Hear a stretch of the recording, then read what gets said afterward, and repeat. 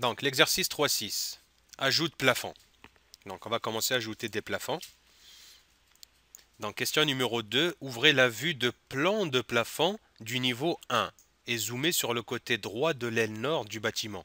Donc, il faut que j'aille ouvrir le niveau 1, mais des plans de plafond. Donc, faire très attention. Comme j'ai dit la dernière fois, les plafonds, on les met dans les vues de plan de plafond. Donc, j'ouvre le niveau 1 de plan de plafond. Donc là, je vois la vue associée. Et zoomer sur le côté droit de l'aile nord. Donc, on parle du côté droit ici, de l'aile nord du bâtiment.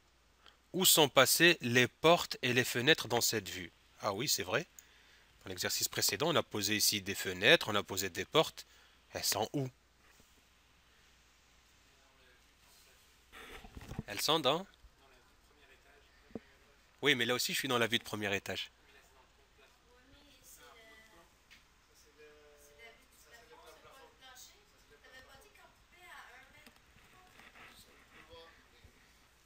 La profondeur de vue. Ok? Donc, ici, actuellement, effectivement, je suis toujours dans le premier étage, mais qu'est-ce que je suis en train de voir? Je suis dans le son vue de plafond. Donc, ça veut dire que je vois juste à un certain niveau. Je ne peux pas voir plus bas. Ok? Donc, pour vérifier ça, j'ai juste à voir propriété de la vue. Et je regarde ici. Ok? Plage de la vue. Je fais modifier. Donc, il m'a ouvert la fenêtre de l'autre côté. Et je regarde le plan de coupe où est-ce qu'il est. Le plan de coupe, il est à 2,3 m. Donc, on peut voir seulement, quand il coupe, les éléments qui se trouvent à 2,3 m. Donc, si je vais aller vérifier mes portes et mes linteaux et tout ça, donc il s'arrête à 2,10 m à peu près, maximum. Donc, je ne pourrais pas les voir. Comment? Donc, je suis allé dans propriété de la vue et j'ai ici la plage de la vue. Elle est très importante. Plage de vue, je clique sur modifier et là, ben, il me montre qu'est-ce qu'on voit en profondeur. Donc, même le niveau bas associé, regardez, ben, il n'y a pas de niveau bas associé. Ça correspond toujours au niveau de plan de coupe. Ok?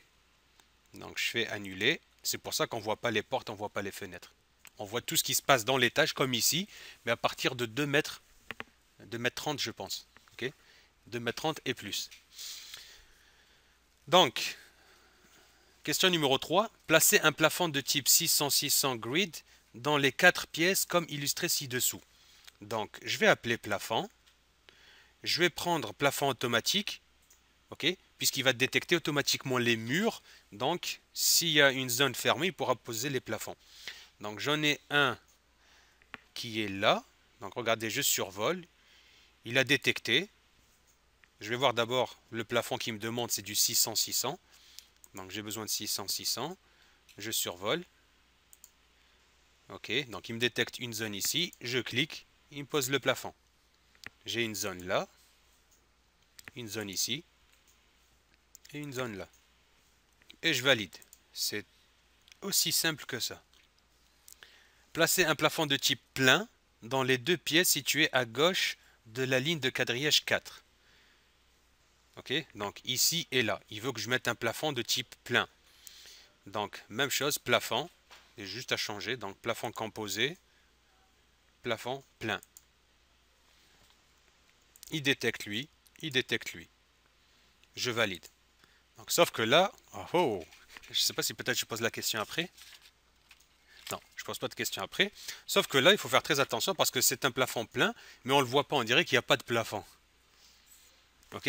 Donc faites très attention. Si jamais vous voulez voir dans un dessin s'il y a des plafonds, donc déjà quand j'ai un plafond avec quadrillage comme ça, faites très attention, il faut que je survole la limite. Ok? Tabulation, tabulation. Ok, voilà, là j'ai le plafond. Ok? Donc pour que je puisse avoir ça.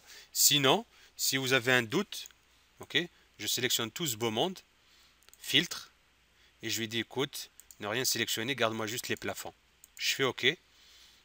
Ok, et là je vois où il y a des plafonds. Sinon, le pire des cas, ok, je fais une coupe, une vue de coupe. Tac, tac, ok. Je clique dans le vide pour désactiver. Je clique sur la petite flèche. Ok, et je vais voir, effectivement, j'ai mes plafonds. Ils sont là. Ok, à un niveau de 2,6 m. C'est parfait. Contrôle tabulation. Ok, donc j'ai question numéro 5. Esquisser un plafond de type 600-600 dans la pièce de la cafétéria située dans le coin supérieur gauche comme illustré ci-dessous. Donc on me demande là maintenant, donc j'ai la cafétéria, mais je ne veux pas mettre le plafond dans toute la salle, ils veulent que j'esquisse un plafond. Donc avec l'information que j'ai mis là-dedans. Donc ce que je vais faire, je vais activer ici la bulle pour que je puisse voir mes références. Tac, active-moi ça, celle-là, celle-là. Ok, donc ça sert à ça, hein. Je les active pour voir où est-ce que je suis. Hein. Ok, et je viens lui dire, tiens, je veux un plafond de type 600-600. Et là, je vais prendre l'option esquisse. Ok, donc je vais dessiner un parcours. Donc, vous voyez ici, j'ai mis certaines cotes pour vous repérer. Et moi, regardez, je vais aller directement, je vais faire, tiens, je vais faire un rectangle. Ok, donc je mets un rectangle, peu importe sa dimension, et je vais venir poser des cotes pour venir le contraindre. Ou bien poser des cotes, ou bien, ok, donc je peux sélectionner un élément, ok, et vous voyez, chaque élément, comme je vous ai dit, il le repère par rapport à quelque chose. Donc tiens, il vient de le repérer par rapport à lui, mais moi, qu'est-ce que j'ai? J'ai par rapport à... Ouais, donc la face extérieure, donc je peux venir directement lui dire, va-t'en te mettre à 915. Donc j'ai 915. Ok, c'est parfait. Lui, je clique dessus, je regarde, il me le refaire par rapport à quoi? Eh, c'est parfait, il me le montre par rapport au mur en haut. Même chose, il est à 915. Ok, 915. Je fais entrer. Ok, celui-là qui est en bas. Ah, regardez qu'est-ce qui va se passer. Donc j'ai mis lui à 915. J'attrape lui. Lui en bas, il est aussi à 915. Donc qu'est-ce qui va se passer si je viens mettre 915 ici? Ok, 915. Je fais entrer. Donc il emmène juste la ligne et non pas tout le rectangle. Donc c'est cette ligne-là. Et celle-là, il est à 4000. Ok, donc j'attrape lui. Il me le refaire, c'est parfait. Vous avez vu, il me le refaire par rapport à tous les éléments. Donc je dis, tiens, cette ligne-là, il doit être à 4000. Donc je lui donne 4000. C'est parfait. Mais par contre, je vais la supprimer parce que ici, je n'ai pas une ligne. Mais par contre, j'ai un arc. Donc je vais toujours avec 3 points. Premier point, deuxième point. Et ici, donc je regarde si c'est un demi-cercle, il va me faire 2900. Donc ce n'est pas un demi-cercle parfait. Je vais lui donner 30, 91. 30, 91. Et je fais entrer. Ok. Je clique sur modifier juste pour sortir du mode tracer une ligne ou un arc. Donc je fais juste comme ça pour sortir de là-dedans. Ok, je regarde, est-ce que c'est correct? Ouais, je valide. Ok, donc je viens de faire mon plafond en esquissant ses limites. Et les limites, je les ai contraints. Ok, c'est parfait. Ok, par contre, je peux venir modifier ses extrémités et ça va bouger. Donc, question numéro 6. Modifier les lignes de quadrillage du dernier plafond en les faisant pivoter de 45 degrés. Donc, comme je vous ai montré la dernière fois, ce n'est pas la peine d'attraper tout le plafond. Donc, je sélectionne la ligne, rotation. Ok, donc je me mets à l'horizontale pour lui donner l'angle de référence, parce que regardez en bas, qu'est-ce qu'il me dit? Veuillez cliquer pour spécifier le rayon de début, donc d'où tu veux commencer. Ok, donc je m'accroche pour rester à l'horizontale. Et maintenant, il me dit, veuillez me donner l'angle que vous voulez donner à cet élément. Donc, j'ai juste à lui dire 45 degrés. Je fais entrer. Il lui a fait une rotation de 45 degrés. Donc, question numéro 7, enregistrez le fichier, puis fermez-le.